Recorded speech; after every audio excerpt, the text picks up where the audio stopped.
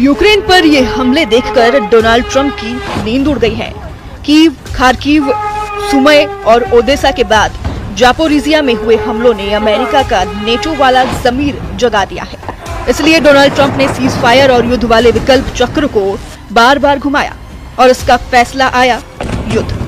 Trump को एहसास हुआ कि अमेरिका को अब किसी भी सूरत में यूक्रेन को बचाना होगा, या कहें कि डोनाल्ड ट्रंप ने सीज फायर के बदले अब युद्ध को चुना है, या फिर उन्हें चुनना पड़ा है। डोनाल्ड ट्रंप ने साफ कर दिया है कि अब यूक्रेन को और हथियार भेजे जाएंगे, जबकि कुछ दिन पहले ही अमेरिका ने यूक्रेन को अहम हथियारों की सप्लाई रोक दी थी। लेकिन जून के बाद जुलाई में रूस की ताबड़तोड़ हमलों ने बता दिया है कि पुतिन ना ट्रंप की सुनेंगे, ना ही ज़ेलेंस्की पर रहम करेंगे। इसलिए यूक्रेन अब रोजाना ड्रोन और मिसाइल के हमलों से दहल रहा है। पुतिन के हमले और तेज हो चुके हैं, लिहाजा ट्रंप को फाइनल कॉल लेनी पड़ी। ट्रंप ने कहा है कि अमेरिका यूक्रेन को और हथियार भेजेगा। यूक्रेन को अपनी हिफाजत करने का पूरा हक है। उधर ट्रंप से जब पूछा गया कि क्या वो यूक्रेन को और हथियार भेजने की योजना बना रहे हैं, तो उन्होंने कहा, चौंकाने वाला बयान। अमेरिकी राष्ट्रपति ने कहा कि हम यूक्रेन को कुछ और हथियार भेजने वाले हैं, हमें भेजने भी होंगे, उन्हें अपनी रक्षा करनी है, उन पर अभी बहुत तेजी से हमला हो रहा है, हमें और हथियार भेजने होंगे। ये ज्यादातर बचाव करने वाले हथियार हैं, उन पर बहुत ही ज्यादा हमला हो रहा है। पूरी तरह बिखर चुके यूक्रेन के बाद पुतिन का एजेंडा अब अमेरिका के सबसे बड़े जंगी प्लेटफॉर्म को तबाह करना चाहता है। यूक्रेन में लगी आग बता रही है कि पुतिन अब आगे क्या करने वाले हैं। ओदेसा से लेकर खार्किव और सुमय से लेकर कैपिटल कीव, हर शहर को जलाकर रूस ने अपना नया टारगेट सेट कर लिया है। यूक्रेन के राष्ट्रपति व्लादिमीर ज़ेलेंस्की का दावा है कि एक हफ्ते में रूस ने 1270 ड्रोन, 39 मिसाइलें और करीब 1000 ग्लाइड बम यूक्रेन पर दागे हैं। इसलिए ये यूक्रेन का सबसे खूनी हफ्ता बताया जा रहा है। इन हमलों में यूक्रेन के 11 लोगों की मौत हुई तो करीब 100 लोग घायल हुए हैं। यूक्रेन की तबाही देखकर नेटो भी तेजी से ज़ेलेंस्की के पीछे लामबंद होने लगा है। फ्रांस के राष्ट्रपति इमैनुअल मैक्रों ब्रिटेन के 3 दिन के दौरे पर आए हैं। फ्रांस और ब्रिटेन वो देश है जो यूरोप के सबसे शक्तिशाली देशों में है और नेटो के फ्रंट की सबसे मजबूत सेनाओं में भी गिने जाते हैं। दोनों ही परमाणु शक्ति है और संयुक्त राष्ट्र सुरक्षा परिषद के स्थायी सदस्य भी। जाहिर है कि मैक्रों और ब्रिटेन के प्रधानमंत्री केयर स्टारमर की मुलाकात में पुतिन का युद्ध छाया रहेगा। पुतिन ने यूक्रेन पर हमले करके बता दिया है कि अब वो नेटो तोड़ युद्ध की शुरुआत कर चुके हैं। यूक्रेन में पुतिन के हर हमले की तस्वीर बता रही है रूस का एजेंडा अब ट्रंप के ख्वाब तोड़ देगा। चौथे साल में चल रहे युद्ध में पुतिन अब यूक्रेन को आगे बिल्कुल भी बख्शना नहीं चाहते। हर हमले के साथ उनकी फायर पावर लगातार बढ़ती जा रही है और यूक्रेन में अब तक 12,000 से ज्यादा लोगों का खून बहा चुकी है। यूक्रेन के हर बड़े शहर को पुतिन की मिसाइल और कामिकाज़े ड्रोन दहला रही हैं और इन्हें रोकना अब ज़ेलेंस्की के बस की बाहर की बात हो चुकी है। यही वजह है कि ट्रंप ने पुतिन को लेकर बहुत कड़वे शब्दों का इस्तेमाल किया है। ट्रंप ने जो कहा है उसके मायने साफ हैं कि पुतिन के सिर पर खून सवार हो चुका है। ट्रंप बता रहे हैं कि पुतिन अब ना रुकेंगे, ना माफ करेंगे। ट्रंप का दावा है कि पुतिन अब बहुत ही सख्ती से यूक्रेन को कुचल डालेंगे। अमेरिका राष्ट्रपति ट्रंप का दावा है कि अगर मैं किसी युद्ध को रोक सकता हूं क्योंकि मेरे पास वो ताकत है तो मैं जरूर रोकूंगा। सच कहूं तो मुझे दुख है कि राष्ट्रपति पुतिन ने इसे नहीं रोका। मुझे ये अच्छा नहीं लग रहा है। इससे पहले यूक्रेन में युद्ध को लेकर ट्रंप के ऑफिस में बड़ा अलार्म भी बजा था और ट्रंप के आदेश पर पेंटागन ने ऐसा फैसला किया, जिसके बाद ज़ेलेंस्की के पैरों तले जमीन खिसक गई। पेंटागन ने कहा कि अमेरिका के पास हथियारों का स्टॉक कम हो रहा है, यानी अमेरिका के अपने हथियार खत्म होने वाले हैं। इसलिए यूक्रेन को कुछ हथियारों की डिलीवरी रोकी जा रही है।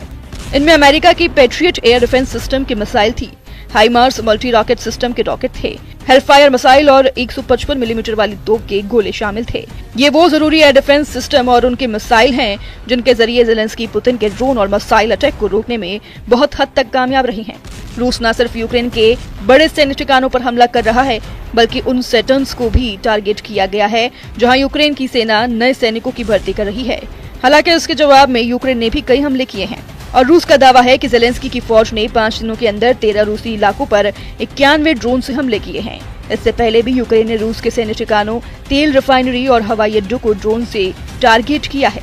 सबसे खतरनाक तो ज़ेलेंस्की का मेन ऑपरेशन स्पाइडर वेब था, जिसमें यूक्रेन ने रूस की 4 एयरबेस पर 117 ड्रोन से हमला किया था और पुतिन के कई परमाणु बम वर्षक और फाइटर जेट तबाह कर दिए थे।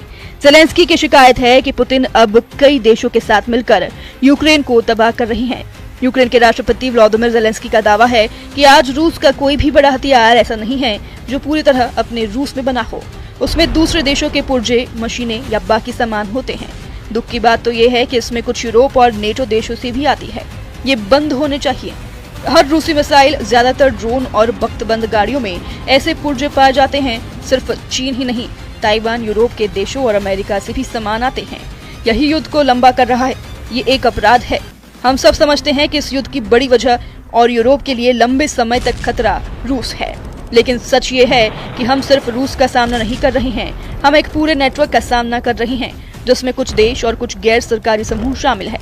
ये हिंसा और हमले को बढ़ावा दे रहे हैं। इस नेटवर्क में रूस, उत्तर कोरिया, ईरान और चीन की कुछ कंपनी शामिल हैं। पुतिन के इरादों को टक्कर देने के लिए यूरोप में नई कोशिश शुरू हो गई है। ज़ेलेंस्की हर उस शख्स तक पहुंच रही हैं जो यूक्रेन को हथियार दे रहा है या फिर आगे दे सकता है। यानी ज़ेलेंस्की लगातार सप्लाई रूट बरकरार रखने के लिए फील्डिंग कर रही हैं। क्योंकि अगर यूक्रेन को हथियार मिलने बंद हुए तो समझ लीजिए कि ज़ेलेंस्की की सेना 24 घंटे भी पुतिन के आगे नहीं टिक पाएगी।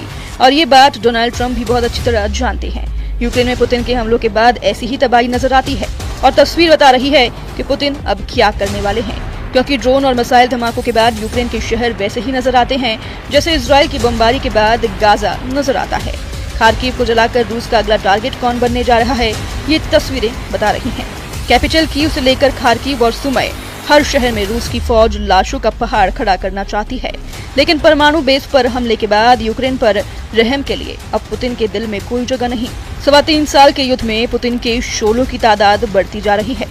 रूस में सुरक्षा परिषद के उपाध्यक्ष दिमित्री मेदवेदेव, जो रूस के राष्ट्रपति भी रह चुके हैं, उन्होंने कहा है कि यूक्रेन को लेकर अब बस एक मकसद है, संपूर्ण जीत और यूक्रेन में नाजीवाद हुकूमत की 100% तबाही, जिसे पुतिन पूरी तरह से खत्म कर देना चाहता है। पुतिन के लिए भी एक चौंकाने वाली खबर है। रूस के परिवहन मंत्री रोमन स्टारोवोइव की मौत ने पूरे रूस में हड़कंप मचा दिया है। रूस के अधिकारी इसे आत्महत्या बता रहे हैं। लेकिन पुतिन के मंत्री की मौत की खबर उनके बर्खास्त होने के कुछ घंटों बाद आई। रूस की मीडिया का कहना है कि ये मामला कुर्स्क के डिफेंस वॉल के लिए दी गई रकम में गबन को लेकर हो सकता है, जिसकी जांच चल रही है। कुर्स्क में अगस्त 2024 में यूक्रेन की अचानक घुसपैठ के दौरान रूस का मोर्चा कमजोर साबित हुआ था और तब इसके लिए स्टारोवोइव को जिम्मेदार ठहराया गया। वैसे ये तो रूस के अंदर का मामला है, लेकिन फिलहाल चैलेंज बाहर देखा जा रहा है और इसमें सबसे बड़ा तड़का ट्रंप के फैसले ने लगाया है। यूक्रेन को हथियार सप्लाई फिर शुरू करके ट्रंप ने बता दिया है कि अब वो सीज फायर नहीं, युद्ध के पक्ष में है। ट्रंप ने इसका फैसला ऐसे वक्त किया है जब वो युद्ध रोकने वाले अपने दावे को चीख चीख कर दुनिया के सामने बता रही हैं। हालांकि अब सबकी नजर पुतिन पर है। रूस में परमाणु बेस पर हमले ने पुतिन को बड़ा झटका दिया है, इसलिए यूक्रेन पर रहम के लिए अब पुतिन के दिल में कोई जगह नहीं। खार्किव और ओदेसा पर हो रहे ड्रोन हमलों और मिसाइल अटैक ने ज़ेलेंस्की को चारों खाने चित कर दिया है।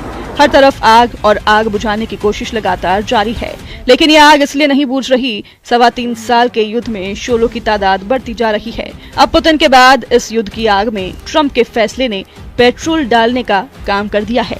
Bureau report, news 18।